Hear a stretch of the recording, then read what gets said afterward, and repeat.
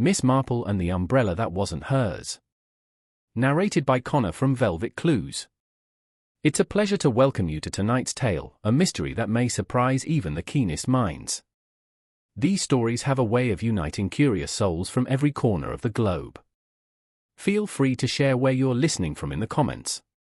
And do subscribe, there's a new mystery waiting for you each day. Now, settle in with a cup of tea or a warm blanket, and let's begin. Chapter 1. Market Day and Borrowed Umbrellas.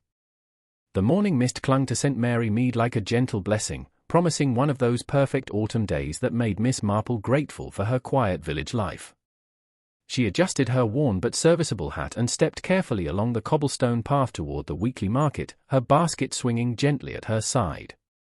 The familiar sounds of commerce drifted through the crisp air, Mrs. Baker haggling with the fishmonger over the price of mackerel, young Tommy Fletcher calling out the virtues of his mother's prize-winning turnips. Miss Marple paused at the vegetable stall, more interested in observing the intricate social dance of market day than in purchasing anything particular. There was Mrs. Dolly Weatherby from the post office, examining tomatoes with the intensity of a jeweler appraising diamonds, her sharp eyes missing nothing as usual. Colonel Bantry stood near the flower stand, his military bearing intact despite his advancing years, discussing something in hushed tones with Dr. Havers, the young physician who'd recently taken over old Dr. Pemberton's practice. "Lovely day for it, isn't it, Miss Marple?" called out Mrs. Constance Fielding, approaching with her own modest basket. The widow kept herself neat and proper, though Miss Marple's observant eye noted the carefully mended gloves and the way Mrs. Fielding's gaze lingered just a moment too long on the more expensive items before moving on to humbler fare. "Indeed it is, Mrs. Fielding. Though I do believe those clouds gathering in the west have other plans for us." Mrs. Fielding glanced skyward with the practiced eye of someone who hung her washing on a line and knew the moods of the weather intimately. "You're quite right. I should hurry along and finish my shopping before." The first fat raindrops began to fall, sending the crowd into that peculiar English scramble that was part panic, part resigned acceptance. Within moments, the gentle autumn morning had transformed into a proper downpour, with vendors hastily covering their wares and customers seeking shelter wherever they could find it. The church hall, someone called out, and the crowd began moving as one toward the stone building that served as the village's unofficial refuge during such emergencies. Miss Marple found herself swept along with Mrs. Fielding, both women stepping carefully on the increasingly slippery stones. Inside the hall, the displaced market-goers stood about in that particularly British way, polite, slightly damp, and making the best of an inconvenient situation. Someone had thoughtfully placed a large wicker stand near the entrance for dripping umbrellas, though most people had been caught unprepared by the sudden shower. "Marvelous weather for ducks," observed Colonel Bantry, shaking droplets from his tweed jacket. "At least it waited until most of us had finished our shopping," replied Dr. Havers, running a hand through his rain-darkened hair. Miss Marple noticed how his eyes kept drifting toward Mrs. Fielding, who stood quietly near the window, watching the rain with an expression that seemed oddly melancholy for such a minor inconvenience. As quickly as it had begun, the downpour tapered off to a gentle drizzle. The crowd began to stir, eager to return to their interrupted errands or head home to warm kitchens and dry clothes. It was then that Miss Marple observed something that would later prove significant. Mrs. Fielding, reaching for what she clearly believed to be her own umbrella from the stand, hesitated for just a moment as her fingers closed around the handle. The umbrella was elegant, more elegant than anything Miss Marple had ever seen Mrs. Fielding carry. The handle was silver, ornately carved, and bore what appeared to be a monogram etched in elaborate script. Mrs. Fielding turned the handle slightly, studying it with a frown of confusion that she quickly tried to disguise. "Not quite what you remembered?" Miss Marple asked gently, approaching with her own modest umbrella. Mrs. Fielding started slightly, then managed a wan smile. "Oh, you know how it is. In the rush, everything looks different. I'm sure it's mine." But her voice carried a note of uncertainty, and Miss Marple noticed how carefully she avoided looking directly at the handle again. "Of course, dear. These mix-ups happen all the time in weather like this." Mrs. Fielding nodded gratefully and moved toward the door with perhaps more haste than the clearing weather warranted. Miss Marple watched her go, noting the way the widow's shoulders seemed tense beneath her practical raincoat, and how she clutched the elegant umbrella with fingers that appeared almost white at the knuckles. Something about the woman's manner troubled Miss Marple, though she couldn't quite put her finger on what. Mrs. Fielding had always been a quiet sort, keeping to herself since her husband's death 3 years ago, but this morning there had been something different about her, a nervous energy that seemed at odds with her usual composed demeanor. As the crowd dispersed and normal market activities resumed, Miss Marple found herself glancing frequently in the direction Mrs. Fielding had taken. The path led toward the duck pond, a pleasant walk on a fine day, though perhaps not the most sensible route in wet weather. She made a mental note to ask after Mrs. Fielding when next she saw her, just to ensure the woman had made it home safely with her mysterious umbrella. Chapter 2. 3 Visitors and a Monogrammed Mystery. The discovery came, as such things often do, in the form of young Billy Fletcher's excited shouts echoing across the village green. Miss Marple was in her garden, deadheading the last of the autumn roses, when the boy's voice carried on the afternoon air, "Someone's in the pond. Someone's in the pond." She set down her secateurs with the deliberate care of someone who had learned that haste in moments of crisis often led to more harm than good, and made her way toward the commotion as quickly as her sensible shoes would allow. A small crowd had already gathered at the pond's edge, their voices a mixture of alarm and that peculiar excitement that accompanies unexpected drama in a quiet village.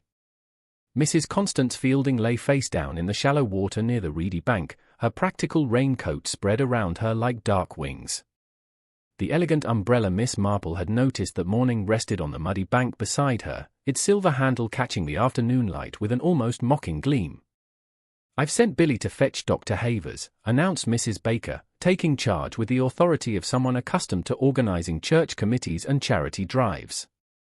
"Though I fear there's little he can do for the poor soul now."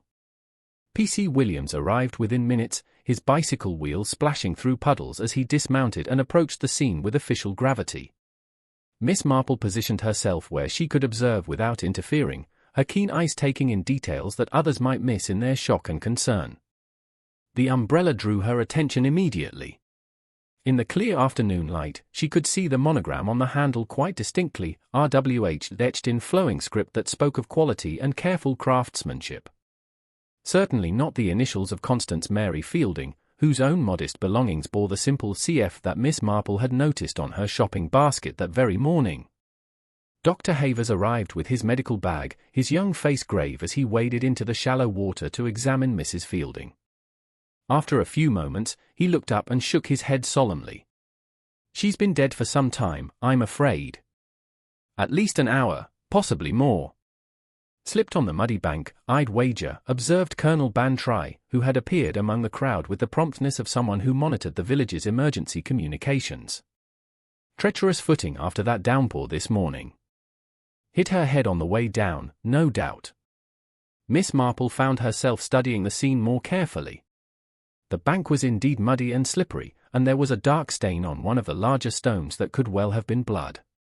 Yet something about the arrangement troubled her, the way Mrs. Fielding's body had come to rest, the position of the umbrella, the absence of any signs of struggle or panic on the bank itself. As P.C. Williams began the process of organizing the removal of the body and clearing the scene, an interesting phenomenon occurred. 3 separate individuals approached him with variations of the same inquiry. First came Colonel Bantry, his military bearing intact despite the circumstances. "I say, Williams, that umbrella there, has anyone claimed it? Looks rather valuable, and we wouldn't want it to go missing." The constable looked up from his notebook. "Belonged to the deceased, I assume, sir." "Found it right beside her." "Ah, well, naturally. Just thought I should mention it, in case, well, you never know with these things." 10 minutes later, Dr. Havers made his own approach, having finished his preliminary examination. "That umbrella, constable, rather an unusual piece." "Are you quite certain it belonged to Mrs. Fielding?" "Only, I couldn't help noticing the initials. Several people have mentioned it, Doctor. Fancy bit of work, isn't it? Though I suppose even ladies of modest means might have a few nice pieces left from better times." The third inquiry came from Mrs. Dolly Weatherby, who had arrived with the particular breathlessness of someone who had hurried from her post office duties upon hearing the news. "Such a tragedy," she murmured, clutching her handkerchief. "Poor Mrs. Fielding. I don't suppose, that is, I couldn't help noticing that lovely umbrella. My late aunt had one very similar, and I've been wondering if perhaps there was some mix-up at the market this morning." Miss Marple found these three separate expressions of interest in the umbrella far more fascinating than the official proceedings. None of the inquirers seemed able to provide a satisfactory explanation for their concern, and each had attempted to phrase their question as merely casual curiosity. As the crowd began to disperse and arrangements were made for the removal of Mrs. Fielding's body, Miss Marple lingered at the scene. She had known Constance Fielding well enough to exchange pleasantries at church and the occasional observation about the weather, but the woman had kept her own counsel about more personal matters. Yet this morning's nervous behavior and the mystery of the mismatched umbrella suggested there had been more to Mrs. Fielding's quiet life than anyone had realized. The silver handle caught the light again as P.C. Williams carefully lifted the umbrella, and Miss Marple found herself wondering about the original owner of such an elegant piece.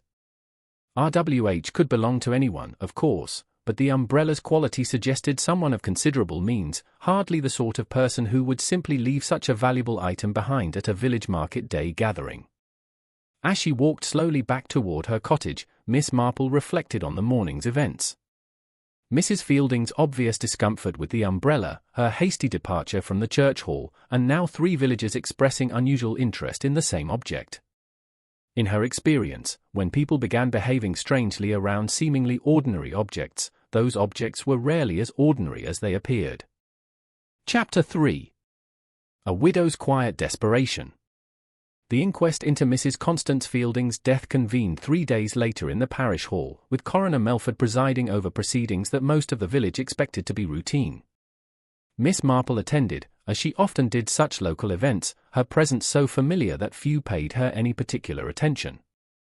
This suited her perfectly, as it allowed her to observe the subtle undercurrents that formal proceedings often revealed. Dr. Havers testified first, his medical findings clear and seemingly straightforward. Mrs. Fielding drowned in approximately 18 inches of water. There was evidence of a head injury consistent with striking one of the stones along the bank. Given the muddy conditions following the morning's rainfall and Mrs. Fielding's age, an accidental fall would be entirely consistent with the physical evidence. P.C. Williams presented his investigation, such as it was. The deceased was last seen alive leaving the church hall at approximately 11:45 a.m., carrying the umbrella found beside her body. The weather conditions made the pond bank treacherous, and there were no witnesses to the actual incident. Everything points to a tragic accident. Colonel Bantry, called as a character witness, spoke of Mrs. Fielding as a quiet, respectable woman who kept herself to herself but was always civil when one encountered her about the village. Dr. Havers concurred, noting that Mrs. Fielding had been in reasonable health for a woman of her age, though he mentioned she had seemed perhaps a bit more anxious than usual during her last visit to his surgery. The coroner's verdict of accidental death surprised no one, and the small crowd began to disperse with the particular solemnity that follows such proceedings. Miss Marple, however, found herself troubled by questions that the inquest had failed to address. She decided that a visit to Mrs. Fielding's cottage might provide some insight into the woman's state of mind in her final days. Mrs. Fielding's next-door neighbor, Mrs. Pemberton, was happy to accompany Miss Marple with the key that P.C. Williams had entrusted to her for the purposes of settling the estate. "Such a shame," Mrs. Pemberton murmured as they approached the neat cottage with its carefully tended garden. She was always so particular about keeping everything just so. The cottage's interior reflected its owner's character, modest but scrupulously clean, with furniture that had seen better days but was maintained with obvious care. Miss Marple's experienced eye immediately noted the signs of genteel poverty, the carefully darned curtains, the single-place setting on the kitchen table, the empty spaces on the mantelpiece where valuable items had once stood. She'd been struggling a bit lately, Mrs. Pemberton confided, settling into Mrs. Fielding's armchair with the familiarity of a frequent visitor. Her husband's pension wasn't much, and she was too proud to ask for help. I know she'd been selling off bits and pieces, family silver, some jewelry. Always very discreet about it, but one notices these things. In the tiny kitchen, Miss Marple discovered a ledger book hidden behind the flour canister. Mrs. Fielding's careful handwriting documented every penny of income and expenditure, revealing a woman living on the absolute margins of respectability. Recent entries showed payments to something called research services and archive fees, unusual expenses for someone counting every shilling. More intriguing still was what Mrs. Pemberton revealed about Mrs. Fielding's recent behavior. She'd been asking the oddest questions lately. Wanted to know if I remembered anything about people who'd lived here during the war, particularly anyone who might have disappeared or left suddenly. She seemed particularly interested in old wartime records, though I couldn't imagine why. The cottage's small sitting room contained a writing desk with several drawers, most containing the usual domestic correspondence. However, Miss Marple's thorough examination revealed that one drawer showed signs of having been hastily emptied, fragments of paper remained in the corners, and the wood bore the impressions of documents that had been pressed firmly against it. Mrs. Pemberton, Miss Marple said carefully, "You mentioned that Mrs. Fielding had been selling family items. Do you recall her ever mentioning an umbrella? A rather elegant one with silver fittings." Mrs. Pemberton frowned thoughtfully. "Funny you should ask. She did mention something about returning something to its rightful owner just last week. Said it had been weighing on her conscience. I assumed she meant some small borrowed item, you know how she was about such things." The most revealing discovery came when they ventured into the small back garden. Behind the garden shed, in a spot partially hidden by overgrown blackberry bushes, was a small area where papers had clearly been burned quite recently. The ash was still relatively fresh, and several partially burned fragments remained, though the rain had made most of them illegible. Miss Marple carefully collected what fragments she could make out. One piece, protected by having fallen under a stone, contained part of what appeared to be an official letterhead, CE of Strategic Sir, with a date that looked like 1943 or 1944. Another fragment bore the partial words, "If you are alive," in Mrs. Fielding's distinctive handwriting. "She was out here burning papers the night before she died," Mrs. Pemberton recalled suddenly. "I thought it odd at the time, she was usually so careful about not creating smoke that might bother the neighbors. But she seemed quite determined, working by lamplight well into the evening." As they prepared to leave the cottage, Miss Marple reflected on what they had discovered. Mrs. Fielding had been living in increasing poverty, yet spending money on research and archive fees. She had been asking questions about wartime disappearances and records. She had burned papers the night before her death, papers that appeared to relate to wartime intelligence services. And she had spoken of returning something to its rightful owner. The elegant umbrella with its mysterious initials RWH suddenly seemed far more significant than a simple case of mistaken identity at a church hall umbrella stand. Mrs. Fielding's nervous behavior that morning, her obvious discomfort with the umbrella, and her hasty departure toward the duck pond began to form a pattern that suggested something far more complex than a tragic accident. Walking back through the village, Miss Marple found herself wondering what secret Mrs. Fielding had been carrying, and whether her death had been the accident it appeared to be, or something far more sinister. The umbrella that wasn't hers might well have been the key to mysteries that stretched back decades, and the reason why someone had wanted Mrs. Fielding silenced forever. Chapter 4. Maps in Silken Wartime Shadows. The opportunity to examine the mysterious umbrella came the following morning when P.C. Williams, clearly out of his depth with what he considered female intuition, reluctantly agreed to let Miss Marple take a closer look at the evidence. "Mind you, it's just routine," he insisted, though his relief at having someone else puzzle over the anomalies was evident. "The case is closed, but I suppose there's no harm in satisfying curiosity." Miss Marple settled into her sitting room with the umbrella laid carefully across her dining table, her magnifying glass at hand. In the clear morning light, the silver handle's craftsmanship was even more impressive than she had initially observed. The monogram RWH was executed in a style that spoke of Edwardian elegance, the sort of piece commissioned from a high-end London silversmith, not purchased off a department store shelf. The umbrella's black silk canopy appeared unremarkable at first glance, showing the expected signs of age and careful use. However, as Miss Marple examined it more closely, running her fingers along the inner surface, she discovered something extraordinary. What she had initially taken for decorative stitching in the lining was actually a meticulously embroidered map. The map depicted the local countryside around St. Mary Mead, but with remarkable detail and precision far beyond what any casual observer would require. Villages, farms, and landmarks were marked with tiny symbols that seemed to follow some sort of code. A small church was indicated by a cross, but several locations bore symbols that Miss Marple couldn't immediately interpret: a diamond shape near the old mill, a triangle by what appeared to be Gossington Hall, and most intriguingly, a star marking a spot in the woods that she recognized as the site of an old wartime auxiliary unit bunker. Her pulse quickened as she realized the implications. During the war, she had heard whispers of resistance preparations, secret bunkers, hidden supply caches, and safe houses prepared in case of German invasion.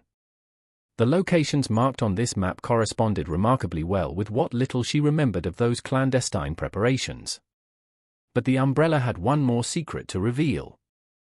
As she examined the handle more carefully, Miss Marple discovered that the silver tip unscrewed.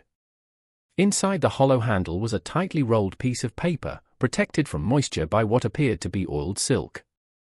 With trembling fingers, she carefully extracted and unrolled the document. It was a list of names and numbers, written in the same precise hand that had created the map. The names included several she recognized as wartime residents of the area, but others were completely unfamiliar. Beside each name was a series of numbers that looked distinctly like Swiss bank account codes. One entry stopped her cold: R.W. Hamilton, 1943 to 1944, deceased. Account, CH 234-789-445B, status, active. Robert Hamilton had been a legend in their little corner of England during the war years. A dashing intelligence officer who had supposedly died in a plane crash over occupied France while on a secret mission. The village memorial bore his name, and Miss Marple distinctly remembered the memorial service held for him in 1944, attended by military officials who spoke in hushed tones about his vital contribution to the war effort. Yet here was his name on a list marked active, with what appeared to be current financial information. The implications were staggering. Either someone had been using a dead man's identity for financial fraud, or Robert Hamilton had not died in that plane crash 30 years ago. Miss Marple carefully photographed the list with her nephew Raymond's camera, which he had taught her to use during his last visit. The names on the list included several people she now realized had disappeared from the area during or shortly after the war, not died, she began to understand, but disappeared. People who might have been given new identities, new lives, perhaps in gratitude for services rendered or as protection from enemies who might seek revenge. The wartime intelligence services had been notorious for such arrangements. Agents who had become too well known to their enemies, resistance workers whose cover had been blown, even former enemies who had provided valuable information, all might have been given new identities and relocated for their own safety. But someone had been keeping track of them, maintaining records of their new identities and, more significantly, their financial arrangements. The Swiss bank account suggested ongoing payments, pensions, perhaps, or compensation for services rendered. As Miss Marple pondered these revelations, she began to understand Mrs. Fielding's research into wartime records and disappearances. The widow had somehow come into possession of information that could identify people who had spent decades living under assumed names. The question was whether she had been trying to blackmail them or to help them. The burned papers in Mrs. Fielding's garden took on new significance. Had she been destroying evidence of her own involvement in wartime activities, or had she been eliminating proof of others' secrets? The fragment mentioning "if you are alive" suggested she had been attempting to contact someone, possibly the original R.W. Hamilton. Miss Marple realized that Mrs. Fielding's death at the duck pond was beginning to look less like an accident and more like murder. Someone had wanted that umbrella and its secrets badly enough to kill for it. The question was whether they had succeeded in retrieving the information they sought, or whether they were still searching, unaware that the umbrella's true secrets lay hidden in plain sight. The three villagers who had inquired about the umbrella, Colonel Bantry, Dr. Havers, and Mrs. Weatherby, suddenly seemed far more significant. One of them might well be the person Mrs. Fielding had been trying to contact, and one of them might be her killer. As she carefully returned the list to its hiding place and reassembled the umbrella, Miss Marple reflected that St. Mary Mead's peaceful exterior concealed secrets that stretched back decades. The war might have ended 30 years ago, but its shadows were still long enough to reach into the present and claim new victims. Chapter 5. The Colonel's Convenient Alibi. The arrest of Colonel Bantry sent shockwaves through St. Mary Mead's genteel society.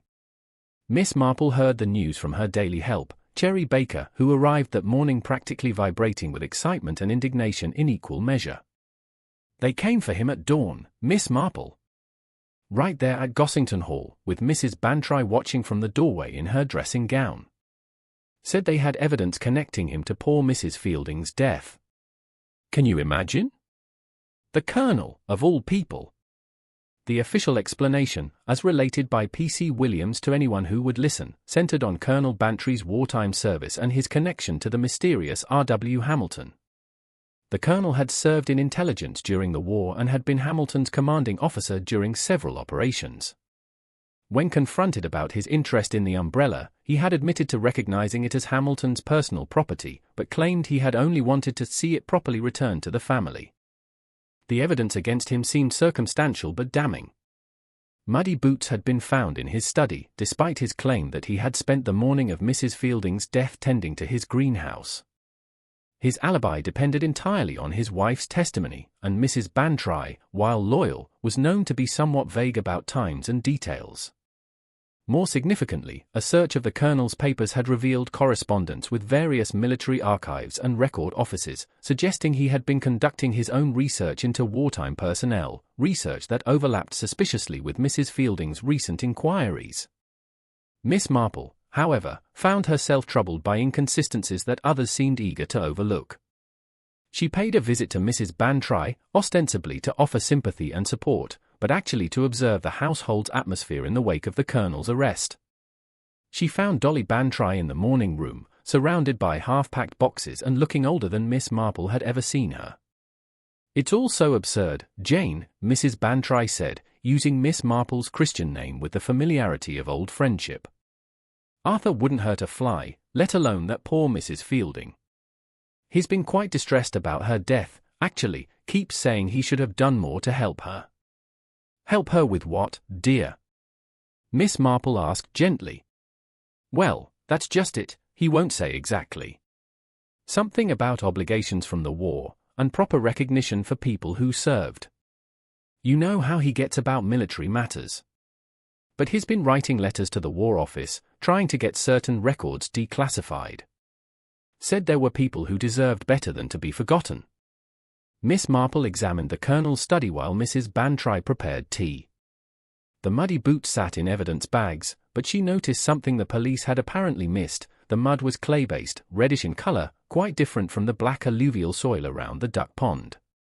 It looked much more like the clay from the greenhouse area, where the Colonel had been installing new drainage. The correspondence the police had seized was extensive, but what remained told an interesting story. Colonel Bantry had been trying to trace former members of his wartime unit, apparently for the purpose of ensuring they received proper recognition and benefits. His letters spoke of injustices and people left behind by bureaucracy. One partially burned letter in the fireplace caught Miss Marple's attention.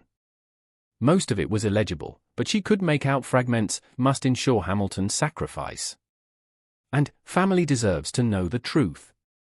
"Mrs. Bantry," Miss Marple said when they were settled with their tea, "did your husband ever mention trying to contact anyone about Robert Hamilton specifically?" Mrs. Bantry's face brightened slightly. "Oh yes, he was quite concerned about that. You see, Robert Hamilton's family never received his full honors, something about the classified nature of his final mission.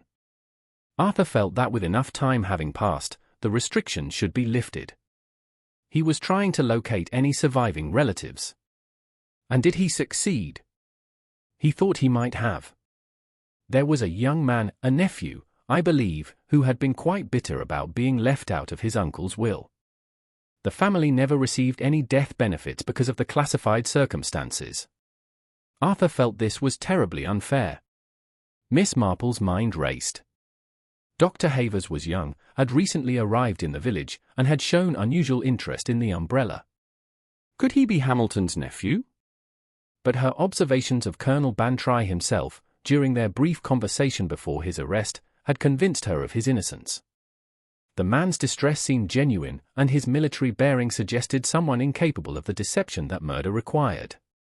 More tellingly, his questions about the umbrella had been concerned with proper procedure and returning property to rightful owners, hardly the approach of someone desperate to conceal evidence. The Colonel's greenhouse provided the final piece of the puzzle regarding his alibi. Miss Marple examined it carefully, noting the extensive drainage work that had indeed been in progress. The clay soil excavated for the new drainage system exactly matched the mud on the Colonel's boots. Moreover, the work showed signs of recent, sustained effort, the kind of physical labor that would have occupied several hours and left someone thoroughly muddy. Mrs. Bantry confirmed that her husband had been passionate about the drainage project, working on it for several hours each morning that week. "He's quite obsessive about his orchids, you know," said the old drainage system was ruining his prize specimens. As Miss Marple walked home through the village, she reflected that Colonel Bantry's arrest was almost certainly a mistake. The evidence against him was circumstantial, based more on his wartime connections than on solid proof of guilt. His research into Hamilton's case appeared to be motivated by a sense of military honor and fairness, not by any desire to conceal evidence. The real question was whether his arrest had been a genuine mistake by the authorities, or whether someone had deliberately arranged for suspicion to fall on the Colonel. If Mrs. Fielding had been murdered for the secrets contained in that umbrella, then her killer was still free, and possibly feeling quite satisfied that someone else was paying for their crime.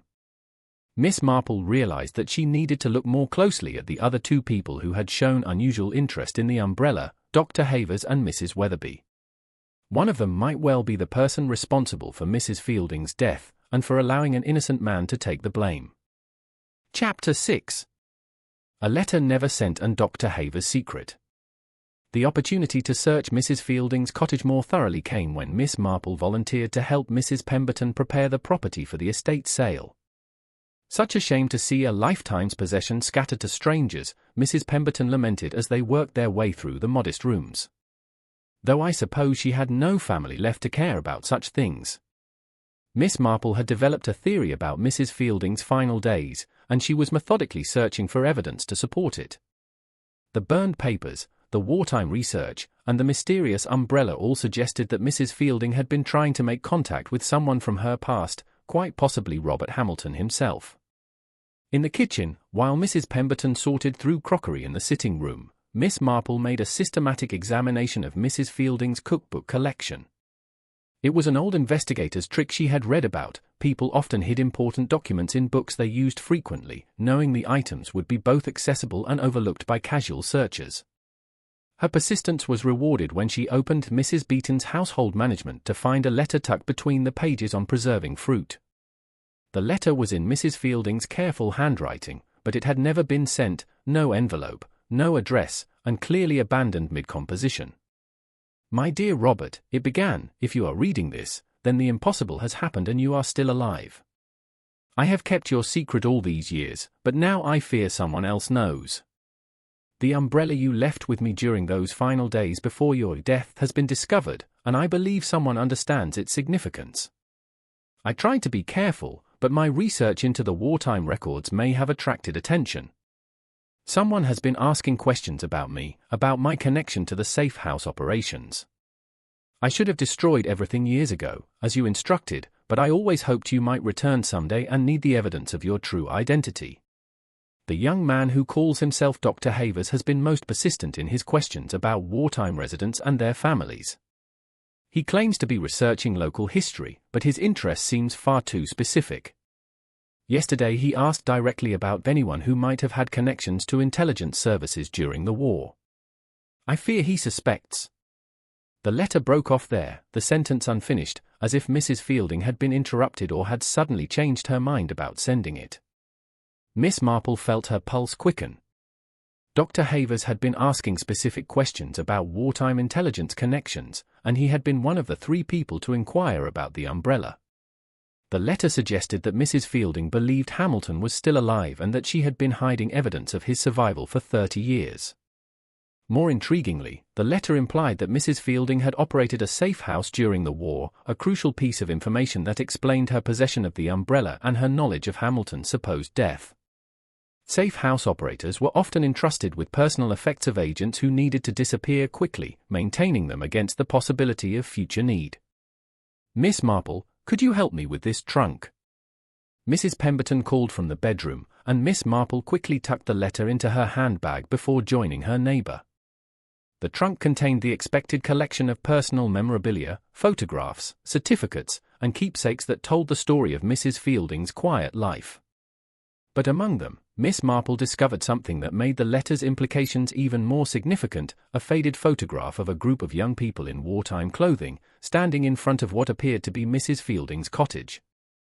The photograph was labeled in Mrs. Fielding's young handwriting, "Safe House Group, October 1943. Among the faces was a handsome young man in civilian clothes who bore a striking resemblance to someone Miss Marple had seen recently. It took her a moment to place the resemblance, but when she did, her heart nearly stopped. The young man in the photograph looked remarkably like Dr. Havers, not identical, but with the same bone structure, the same distinctive eyebrows, the same way of holding his head slightly tilted to one side. Could Dr. Havers be related to someone in that wartime photograph? Miss Marple examined the photo more carefully with her magnifying glass. In the corner, barely visible, someone had written what appeared to be names corresponding to the people in the image. Most were illegible after 30 years, but she could make out I. Hamilton beneath the figure of the handsome young man. The implications were staggering. If Dr. Havers bore a family resemblance to Robert Hamilton, and if Hamilton had not actually died in 1944, then Dr. Havers could well be Hamilton's son, a son who would have been born during or shortly after the war, when Hamilton was supposed to be dead. Miss Marple's mind raced through the possibilities. If Hamilton had survived and been given a new identity, he might have married and had children under his assumed name. Those children would have grown up not knowing their father's true identity, perhaps not even knowing of their connection to the deceased war hero. But somehow, Dr. Havers had learned the truth, or suspected it. His questions about wartime intelligence connections and his interest in the umbrella took on new significance. He might have been trying to prove his father's survival, possibly to claim the recognition and benefits that had been denied to Hamilton's family. The financial implications were considerable as well. The Swiss bank account numbers in the umbrella's secret list represented substantial sums that had been accumulating for 30 years. If Dr. Havers could prove his connection to Robert Hamilton, he might have a legitimate claim to those funds. But Mrs. Fielding's letter suggested she had been afraid of Dr. Havers, not trying to help him. Why would she fear someone who might be Hamilton's son, unless she believed that person posed a threat to Hamilton himself? Miss Marple realized she needed to learn more about Dr. Havers' background and his true relationship to the Hamilton family. If her suspicions were correct, then the young doctor's arrival in St. Mary Mead was no coincidence. He had come looking for answers about his father's past, and Mrs. Fielding's death might have been the result of those investigations. The umbrella secrets were becoming clearer, but the human drama they had set in motion was far from over. Somewhere in the village, a man who should have been dead 30 years ago might still be alive, and his son might be willing to kill to uncover the truth about his father's wartime sacrifice and its ongoing consequences. As she carefully returned the photograph to the trunk, Miss Marple reflected that the past had a way of refusing to stay buried, especially when it involved secrets as profound as life, death, and the true cost of wartime heroism. Chapter 7. The hidden room behind Mrs. Fielding's pantry. Miss Marple's discovery of the loose floorboard came about quite by accident. She had been helping Mrs. Pemberton clear out Mrs. Fielding's kitchen cupboards when her sensible shoe caught on what appeared to be an uneven board near the pantry. Upon closer examination, she realized that several floorboards in that area showed signs of having been lifted and replaced multiple times over the years. "How odd," Mrs. Pemberton remarked when Miss Marple pointed out the irregularity. Mrs. Fielding was always so meticulous about maintaining the cottage. She wouldn't have left loose boards lying about. With Mrs. Pemberton's help, Miss Marple carefully pried up the boards to reveal a shallow cavity lined with oiled cloth. Inside was a metal document box of the sort used by the military during wartime, its surface showing the patina of age but its contents protected from moisture and decay. The box contained a treasure trove of wartime documents that painted a picture of Mrs. Fielding's cottage as far more than a simple country home. There were coded radio schedules, lists of safe words and recognition phrases, maps showing drop zones and escape routes, and most significantly, a collection of false identification documents in various names. Among the identity papers was a set for Richard William Harrington, complete with birth certificate, ration book, and national registration identity card. The photograph showed the same handsome young man from Mrs. Fielding's wartime group photo, but the documents were dated 1944, after Robert Hamilton's supposed death. "My goodness," Mrs. Pemberton whispered, examining the papers with wide eyes. "Mrs. Fielding was involved in all this spy business?" "Our quiet little neighbor." Miss Marple was studying a collection of correspondence between Mrs. Fielding and various intelligence services. The letters revealed that she had been recruited as a safe house operator in 1942, chosen for her isolated cottage and her reputation as a discreet, reliable woman. Her role had been to provide temporary shelter and new identities for agents whose covers had been compromised or who needed to disappear for security reasons. One file was particularly revealing, a complete dossier on Robert Hamilton's death and subsequent rebirth as Richard Harrington. The document showed that Hamilton's plane crash had been staged after he had been exposed by a double agent in the French resistance. Rather than risk capture and torture that might compromise ongoing operations, the decision had been made to fake his death and give him a completely new identity. The transformation had been thorough. Richard Harrington had been provided with a complete backstory as a clerk from Manchester whose records had been conveniently destroyed in the Blitz. He had been relocated to a quiet village in Scotland, given a modest pension, and instructed to live quietly and avoid any contact with his former life. But the most shocking discovery was a series of photographs showing Hamilton Harrington in various stages of his new life. The final photograph in the sequence was dated 1975 and showed a middle-aged man standing in front of a cottage that Miss Marple recognized with a start. It was the cottage currently occupied by the village's newest resident, Mr. Richard Whitmore. "Mrs. Pemberton," Miss Marple said carefully, "how long has Mr. Whitmore been renting the cottage near the duck pond?" "Oh, about 2 years now, I think. Quiet gentleman, keeps to himself. Said he was a retired clerk looking for a peaceful place to spend his golden years." "Why do you ask?" Miss Marple's mind was racing. If Robert Hamilton had been living as Richard Harrington since 1944, and if the most recent photograph in the file showed him as a middle-aged man in 1975, then he would now be in his 70s, exactly the right age to be the man calling himself Richard Whitmore. The location of his cottage took on new significance as well. It was positioned with a perfect view of the duck pond and the path Mrs. Fielding would have taken from the church hall. If Hamilton Harrington Whitmore had been watching Mrs. Fielding, he would have seen her take the umbrella and known immediately that his secret was in jeopardy. Another file revealed the full extent of the danger. Mrs. Fielding had been receiving small payments from intelligence services for maintaining the safe house records, but recently those payments had stopped. Her correspondence with various archives and record offices hadn't been idle curiosity. She had been trying to determine whether it was safe to reveal Hamilton's survival to his family. The final piece of the puzzle was a draft letter in Mrs. Fielding's handwriting, apparently never sent. "Dear Sir, I write to inform you that your inquiries about your uncle's wartime service have been noted. However, I must advise you that some secrets are kept for the protection of those still living. Perhaps it would be better to let the past remain buried." The letter was addressed to Dr. H. Hamilton, care of the Medical Registry, London. Miss Marple realized that Dr. Haver's real name was Hamilton, and that Mrs. Fielding had been trying to warn him away from his investigations. She had known that his uncle was still alive and that revealing this fact could put Hamilton in danger from old enemies who still bore grudges from the war. But Mrs. Fielding's protective instincts had ultimately led to her death. Hamilton, now calling himself Whitmore, had been living peacefully in the village for 2 years, probably believing his secret was safe. Mrs. Fielding's research and her nephew's arrival had threatened to expose him, forcing him to take desperate action. The umbrella significance became clear as well. It had been Hamilton's personal property, left with Mrs. Fielding when he faked his death. She had kept it all these years as a memento and as proof of his true identity, never imagining that a simple mistake at an umbrella stand would set in motion the events that would cost her life. Miss Marple carefully photographed all the documents before returning them to their hiding place. She now had proof of Hamilton's survival and his current identity, but she needed to be very careful about how she proceeded. If Hamilton had killed Mrs. Fielding to protect his secret, he wouldn't hesitate to kill again if he felt threatened. The tragedy was that Mrs. Fielding had died trying to protect the man who killed her. Her research had been motivated by a desire to help Hamilton's family receive the recognition and benefits they deserved, but her good intentions had been misinterpreted as a threat to the peaceful anonymity that Hamilton had carefully cultivated for 30 years. As Miss Marple helped Mrs. Pemberton replace the floorboards and finish their work in the cottage, she reflected on the cruel irony of the situation.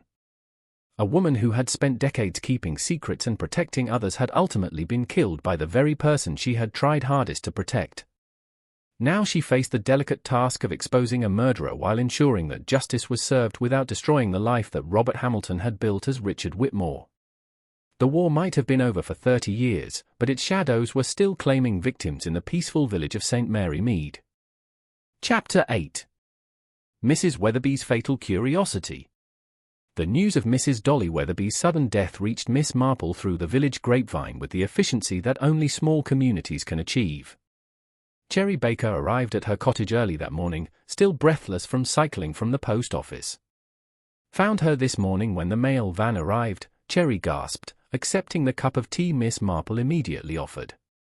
Slumped over her desk, she was looking like she'd had a terrible fright. Dr. Havers said it was her heart, the excitement and stress of recent events, what with Mrs. Fielding's death and all. Miss Marple listened with growing unease. Mrs. Weatherby had been one of the 3 people who had inquired about the umbrella, and she had seemed particularly nervous when doing so. A woman who had handled the village's postal services for 20 years would have been in a unique position to monitor unusual correspondence and financial transactions. Did Dr. Havers say anything else about the circumstances? Miss Marple asked carefully. "Well, that's the odd thing. He mentioned that Mrs. Weatherby's office was in quite a state, papers scattered about, filing cabinets left open. Said it looked like she'd been working late into the night, going through old records. Probably brought on the attack, all that excitement at her age." Miss Marple decided that a visit to the post office was essential, both to pay her respects and to observe the scene of Mrs. Weatherby's death.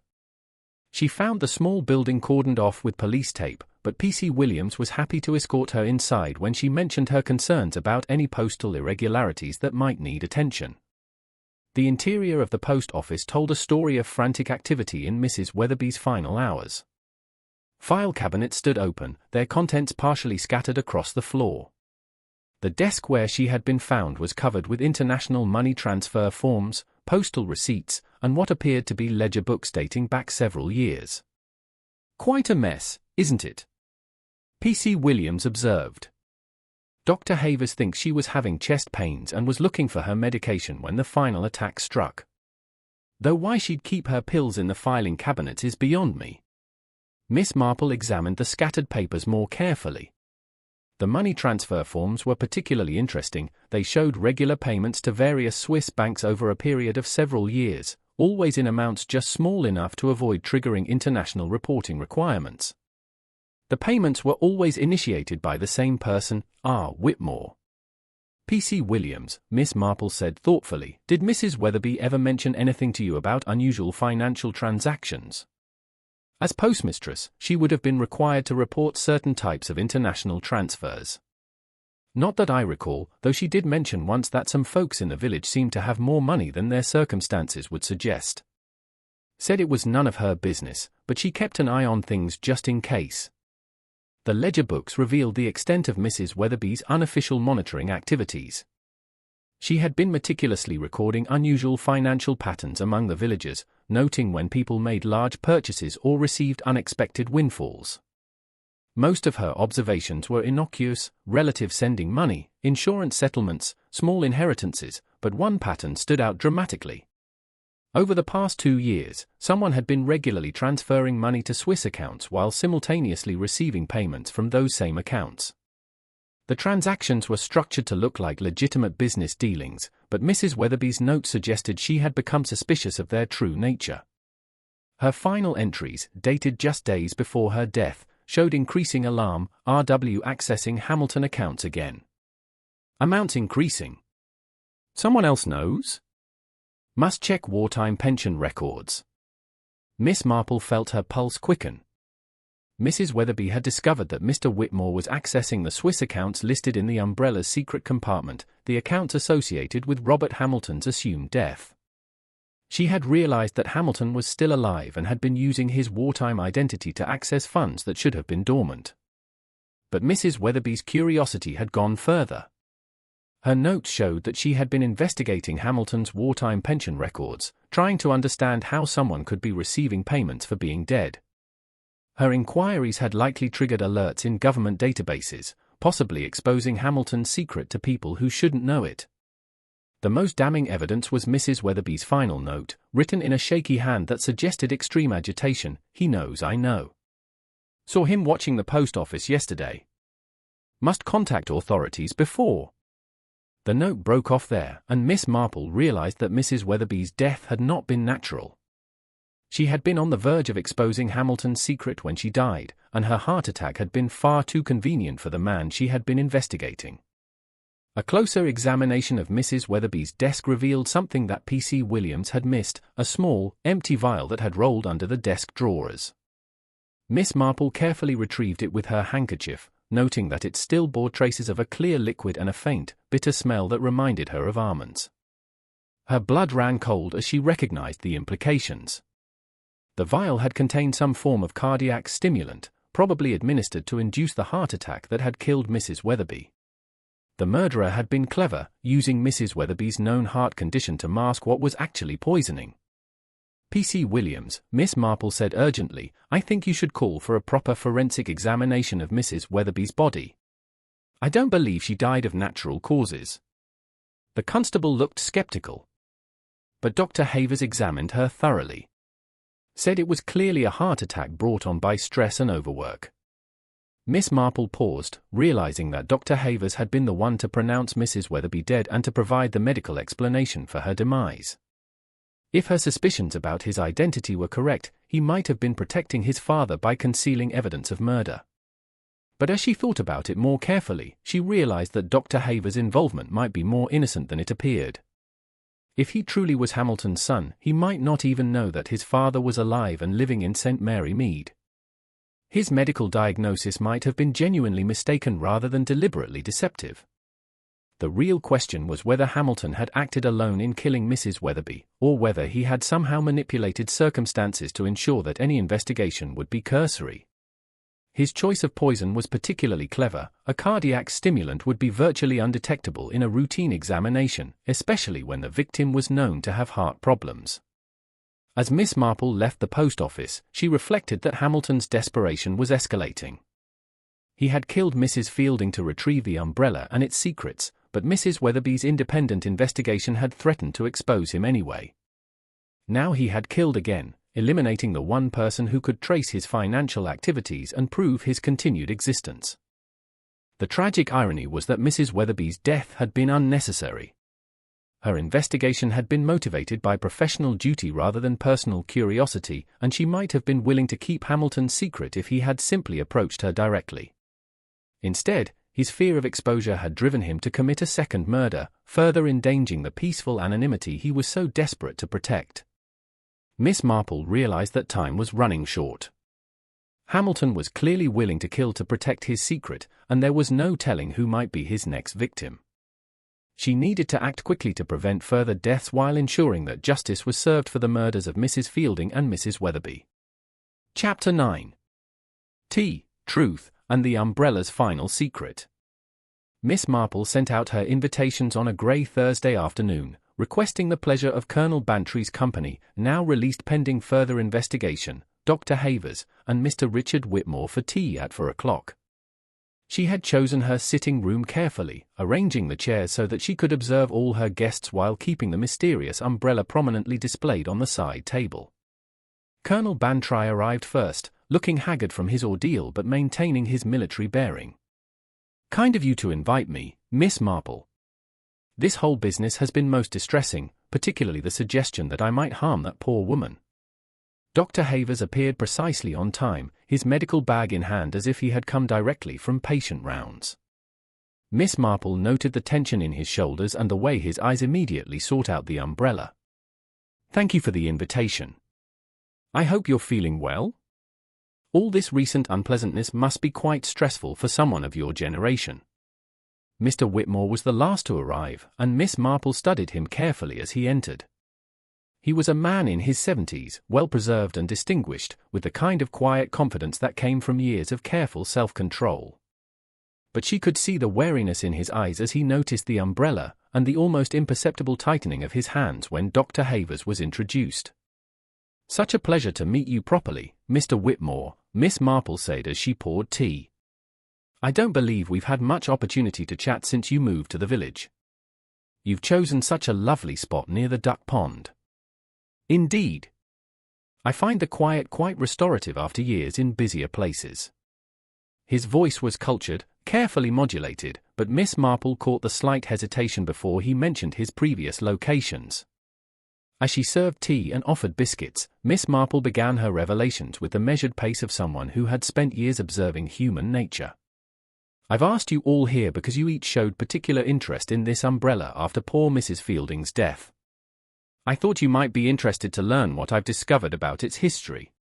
She lifted the umbrella and demonstrated how the silver tip unscrewed, revealing the hidden compartment. Inside, I found a list of names and Swiss bank account numbers. Names of people who were supposed to have died during the war, but who were actually given new identities for their own protection. Dr. Havers leaned forward intently. "New identities? You mean they faked their deaths?" "Precisely. Including a man named Robert Hamilton, who was officially killed in a plane crash over France in 1944, but who actually survived and was relocated under the name Richard Harrington." Miss Marple's eyes moved to Mr. Whitmore, who had gone very still. "And who has been living quite peacefully in our village for the past 2 years under the name Richard Whitmore." The silence that followed was profound. Colonel Bantry stared at Whitmore with dawning recognition, while Dr. Havers' face showed a mixture of shock and desperate hope. "Uncle Robert," Dr. Havers whispered, his voice breaking slightly. "Is it really you?" Whitmore, a Hamilton, closed his eyes briefly, then opened them with the expression of a man who had carried a burden too long. "Hello, Harold. You've grown up to look remarkably like your father. But you're supposed to be dead." The family was told, "We never received any benefits, any recognition.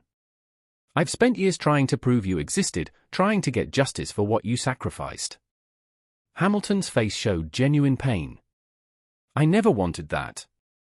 The sacrifice was necessary. There were people who would have killed anyone connected to me if they had known I survived. Your family was safer believing I was dead." Miss Marple set down her teacup with deliberate precision. "Mrs. Fielding understood that, didn't she, Mr. Hamilton? She kept your secret for 30 years, even maintained your personal effects in case you ever needed them. But when she realized that your nephew was searching for you, she became concerned." "She meant well," Hamilton said quietly. "But her research was drawing attention. Her inquiries into wartime records, her attempts to contact Harold, it was only a matter of time before someone noticed the patterns." "So you killed her," Miss Marple stated matter-of-factly. "During the storm, when she took your umbrella by mistake and you realized she would have to acknowledge its significance. You followed her to the duck pond and drowned her." Hamilton's composure finally cracked. "You don't understand. There are still people from the old days, people with long memories and longer grudges.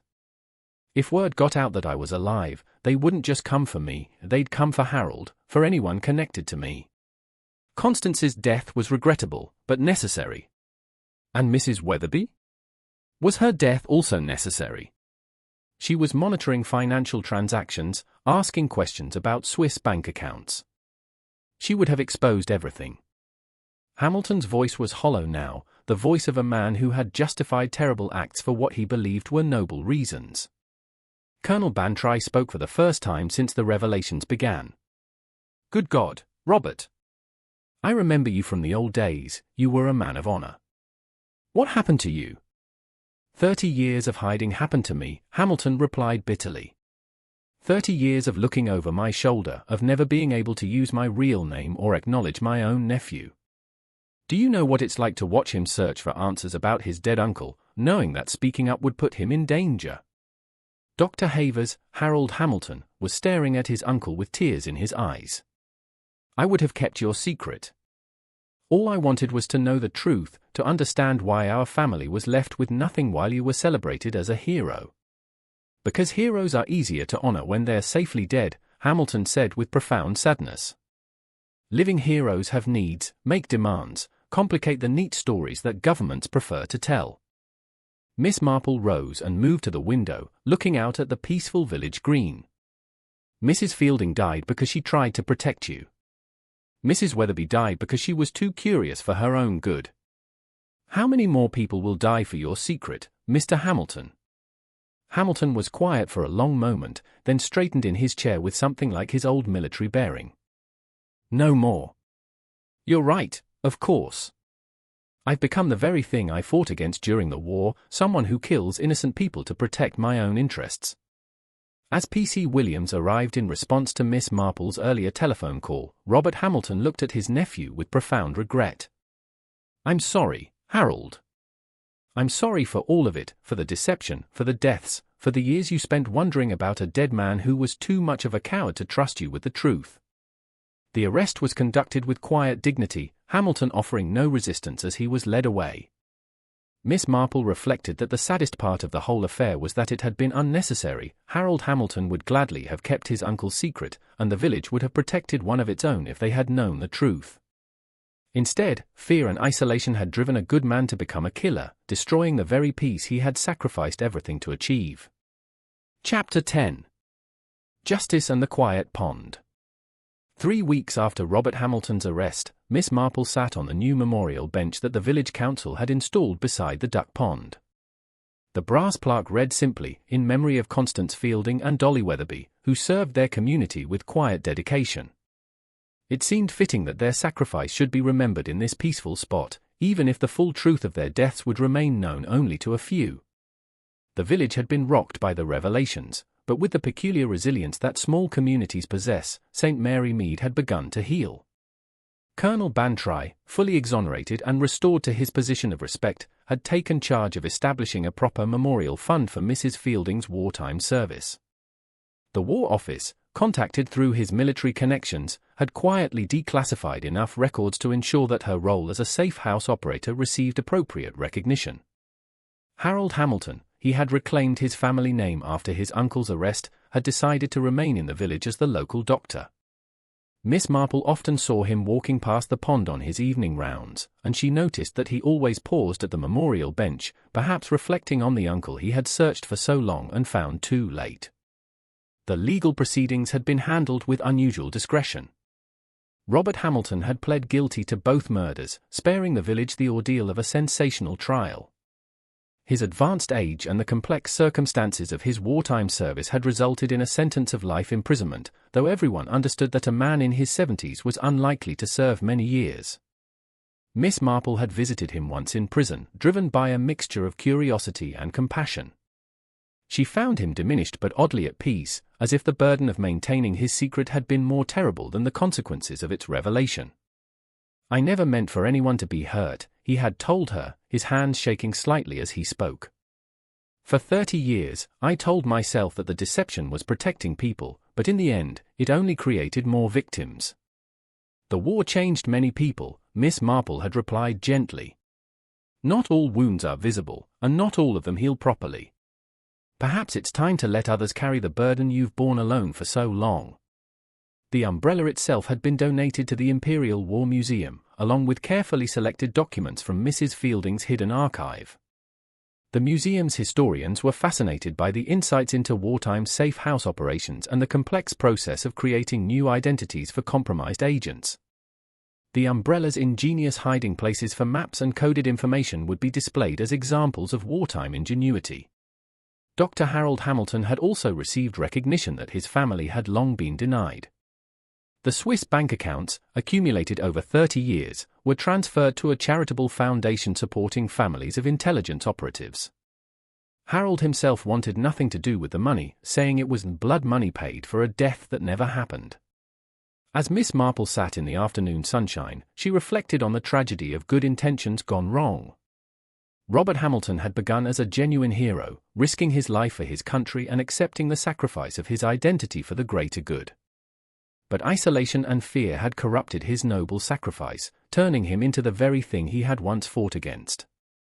Mrs. Fielding's death had been the most tragic of all. She had died protecting the man who killed her, never knowing that her research and Harold's inquiries were motivated by love and respect rather than threats to Hamilton's safety.